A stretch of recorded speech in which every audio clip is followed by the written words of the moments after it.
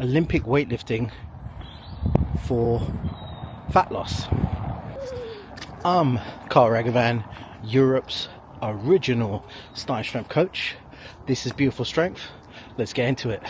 So I have to give credit to Josh and Shelley Wells, OG starting strength coaches from Wichita Falls. They are at Houston franchise gyms at Starting Strength. Check them out, hit them up, tell them I said what's up. So Olympic weightlifting can be a really nice segue when we need to change gears, because the issue is, if you're well versed in your numbers, you know what your sets of 5, 3 and 1 on the squat, press, bench, deadlift are, and what your best weighted chin up is. Or actually, that's your weighted chin ups, they're going to go up when you lose 10 kilos, I'll tell you that. Ugh. But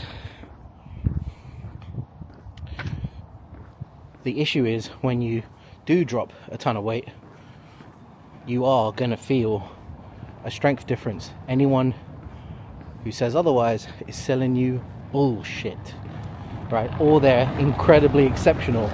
If you can drop 15, 20 kilos and still be lifting what you lifted when you were 20 kilos bigger, I want to know what you're doing.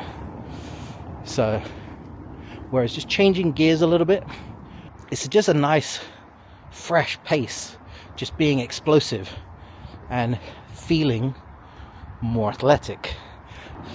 So yeah, that's the kind of beauty of the barbell, because of course my bias for you, dear listeners and viewership,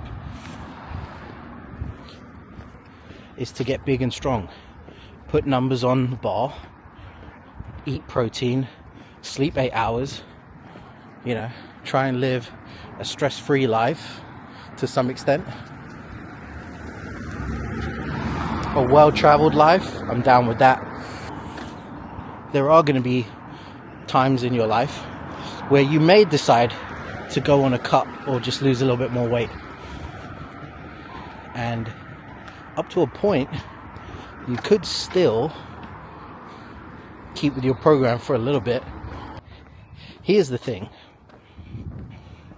When I think about someone who has done starting strength, is kind of looking to do a recomp and lose weight, most of the time that person is someone with a 300-pound squat. When that person goes on a cut and says, I want to lose weight, they probably can maintain pretty close to a 300-pound squat, because they were already probably artificially light, even at their best prime bulk. So even when they're pushing more of a serious deficit of calories, it's okay. Your program can be still very heavily strength based. So yeah, weightlifting is just a nice break of the pattern, because you just get to feel less anxious. I feel like sometimes people need to kind of pop the lid. They're a little bit too pressurized with worrying about the numbers, and if you're gonna miss today, I'm scared, and this and that. So having someone do heavy cleans or push jerks from the rack or overhead squats, you know, they have no metric. Everything is a PR, everything is a new lift. So they're getting that white belt, beginners, novice gains from switching gears and doing more Olympic weightlifting. Again, I would stress, you still need to do squat, bench, press, deadlift, chin-ups. You're obviously going to be easier on weight loss, but it's just the emphasis, right? Don't have to be so neurotic about it. If you don't eat your regular scheduled 6 meals a day, you'll probably be fine on those power snatches you're probably not going to miss because you didn't eat enough on a power snatch. So yeah, it just allows that person to not feel as guilty. I feel like there is a little bit of shame, right?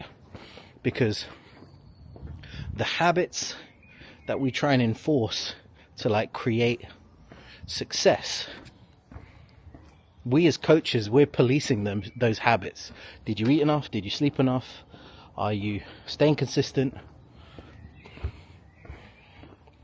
Whereas when we change gears and do Olympic weightlifting, you kind of just need to show up again, which is going to feel far less stressful.